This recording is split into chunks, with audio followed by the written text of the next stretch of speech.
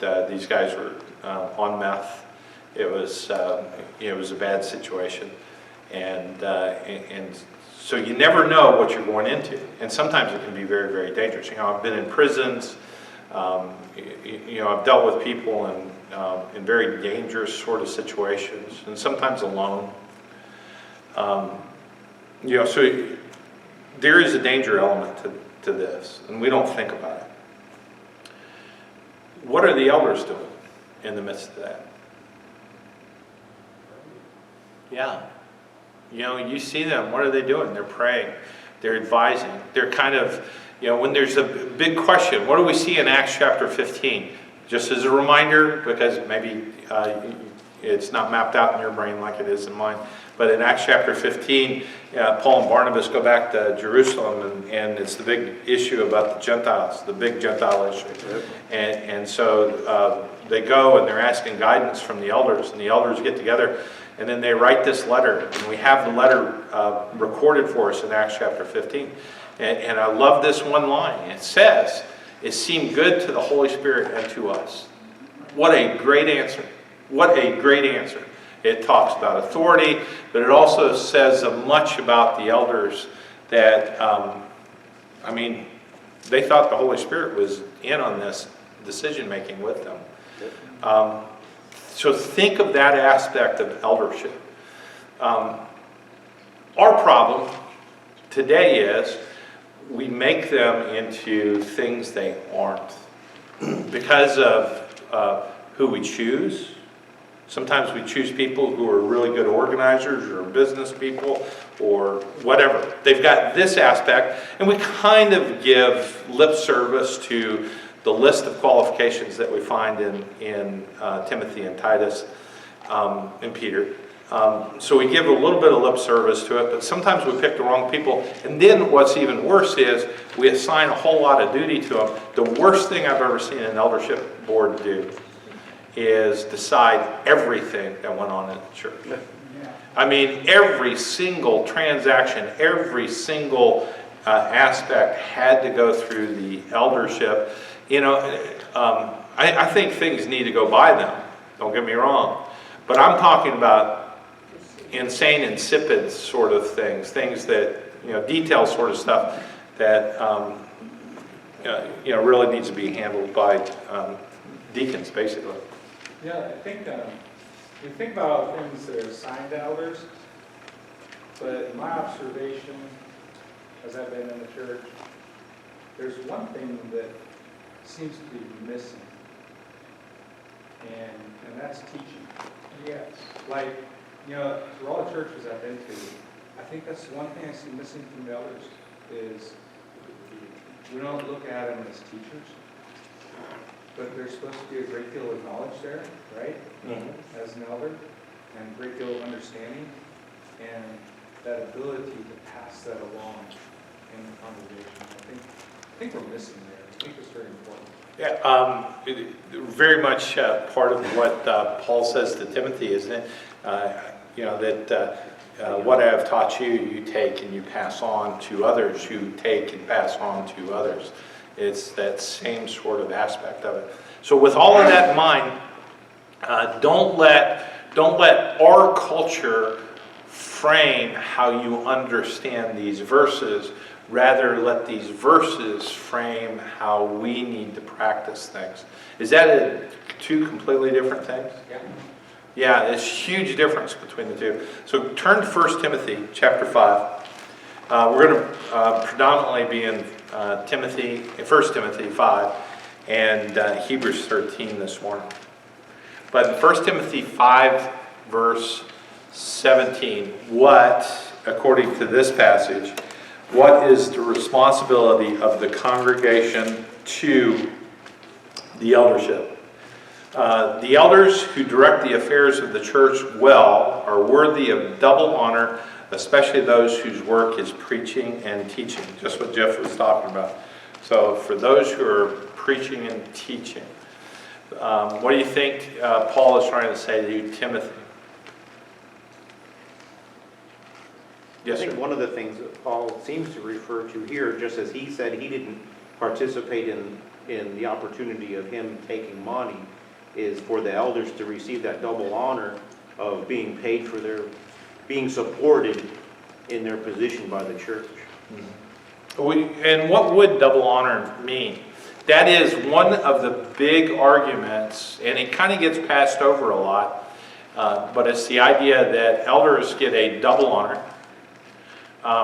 So what would the first honor be, by the way? The position? The position, respect, that's probably in there. Second honor might be pay. Could it be something else? By the way, 1 Thessalonians 5 also lends itself to the same sort of thing. So could it be pay? Why would we pay an elder? Could be. Sometimes elders wind up preaching until a preacher's found. They assume the responsibility of shepherding the flock, Yeah. which is another aspect of eldership, which is shepherding, going from not only teaching but shepherding. Yeah. I think one of our challenges here, by the way, is culture, where we're letting how we think of church influence how we understand a passage. And this is a really great example. I'll tell you why in a second. If the needs of the family, the body, are so great that he needs to spend all of his time taking care of those, and we saw that in Malawi, where the needs were so great that the evangelist or the elder needed to be paid. He was paid in different ways. They gave him a chicken and Yeah. that sort of thing. But Yeah. he didn't have time to work. Yeah. Yeah, Denny. I just think part of the aspect of this could be almost like when you go out there. I've known Christian people that go out there on Sundays, and instead of them being thankful and appreciative of their waiters or waiters,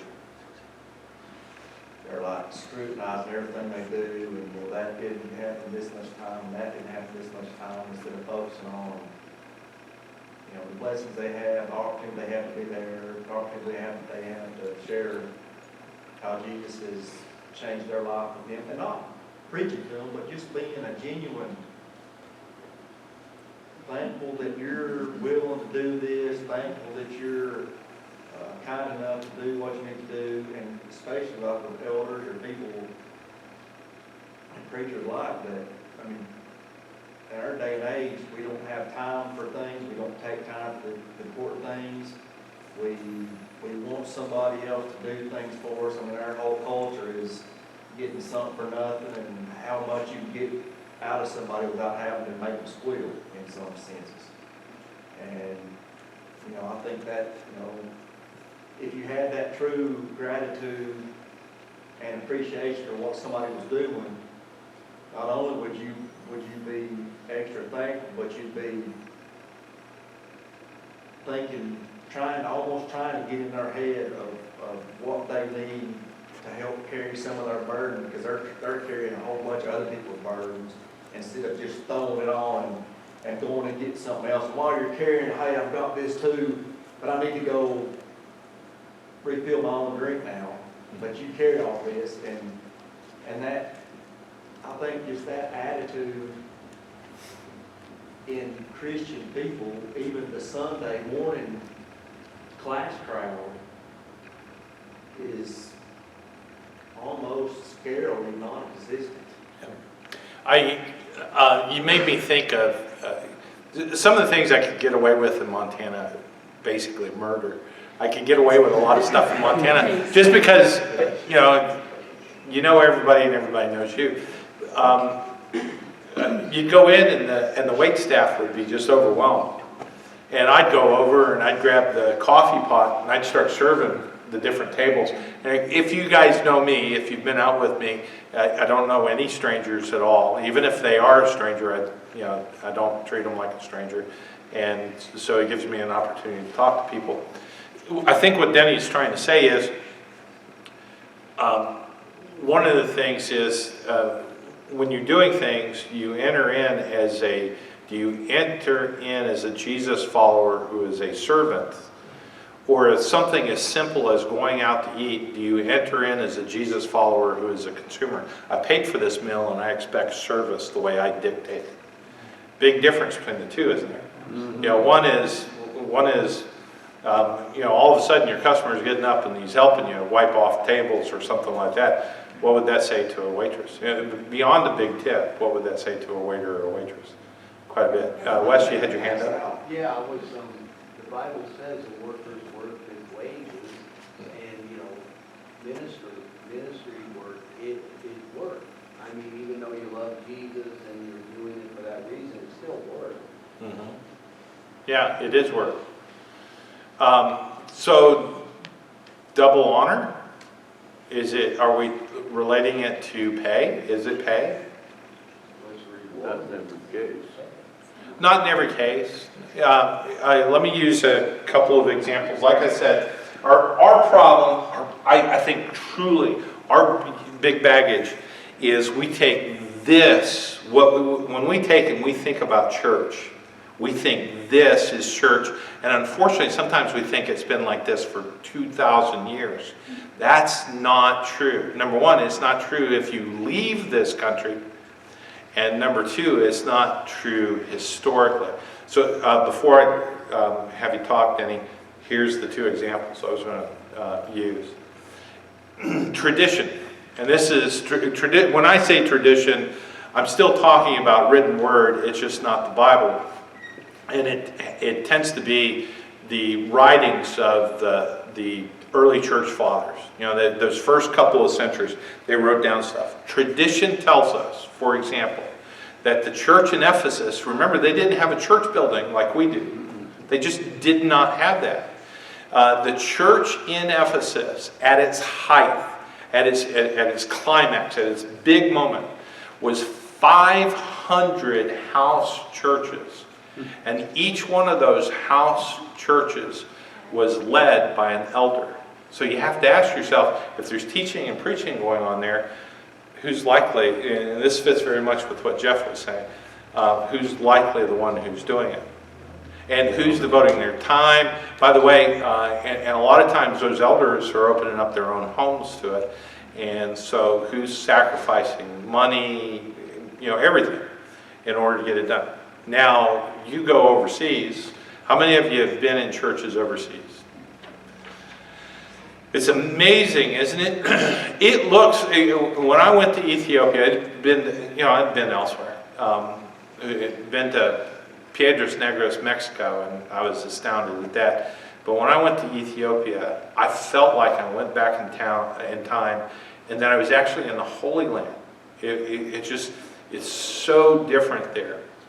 But the story I love to tell, and I think this has a little bit to do with this double honor thing. Number one, it's a patristic society there, not a matriarchal society.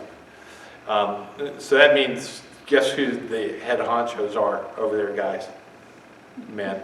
You know, if you go up to somebody's house and they feed you dinner, the wife cooks and serves and all that stuff, and then suddenly dawns on you 3/4 of the way through the meal, she's not eating with you. He's eating with you.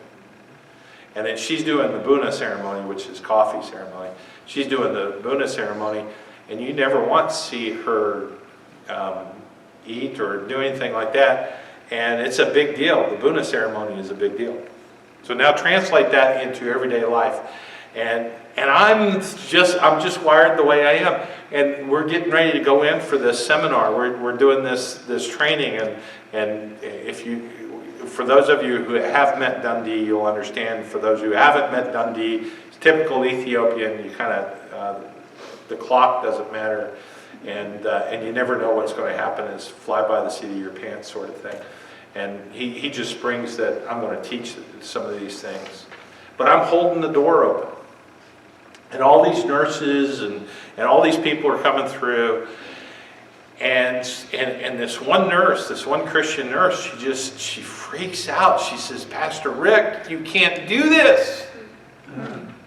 I'm just holding the door. I'm just being polite. He says, "You can't do this." Number one, you're a pastor. Number two, you're an older man. You're a man. And she just went down this long list. So I was the oldest one in the crowd. I was pastor. I had all these credentials. And she says, and in our society, the women hold the door for the men. Sorry, the world, you will not thrive in Ethiopia. You will not thrive. Emma's too young to remember our Ethiopian friends. Yeah. So the women hold the door open for the men. But I struggled with that. I just struggled because there's that servant heart in me. I was the one who wanted to hold the door. I was the one who wanted to just kind of help out in all this. And I'm finding out from them they have a completely different rule book. That's probably closer to what you see here than what we have here. Here, we go to church buildings, and that's going to church. Is that going to church? No. Here, we're about mechanism and rules, and we're